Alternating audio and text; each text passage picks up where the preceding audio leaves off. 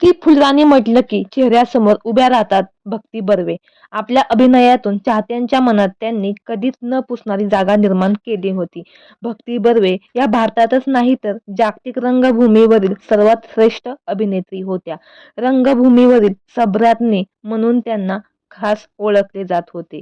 पु ल देशपांडे यांची फुलराणी भक्ती बर्वे यांनी जिवंत केली होती.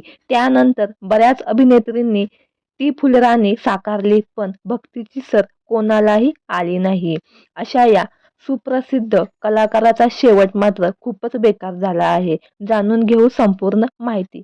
1996 साली त्यांच्या पतीचे निधन झाले. त्यामुळे केदार शिंदे यांचे गेल्या होत्या. शाहीर साबळे यांनी सावरलं. शाहीर साबळे यांना त्या बाबाच म्हणत होत्या. त्यानंतर संपूर्ण वेळ त्यांनी कामातच झोकून दिला. मात्र एका कार्यक्रमासाठी भक्ती वाईला गेल्या होत्या. तेव्हा बाबाही वाईलाच होते.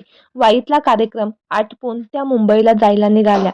निघताना बाबा म्हणाले, रात्री प्रवास करू नको, इथे बंगल्यावर थांब आणि सकाळी जा. मात्र भक्ती बर्वे यांनी बाबाचे काही ऐकले नाही. प्रवासात पहाटे ड्रायव्हरला डोळा लागला आणि त्यांच्या गाडीचा भीषण अपघात झाला.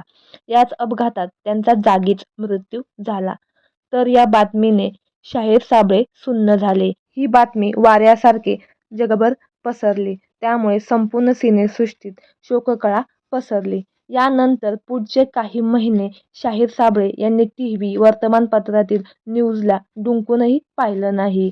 भक्ती बर्वे यांच्या मृत्यूची चाहूल केदार शिंदे यांचे आजोबा शाहीर साबळे यांना आधीच लागले होते, असे त्यांनी एका मुलाखतीत सांगितलं होतं.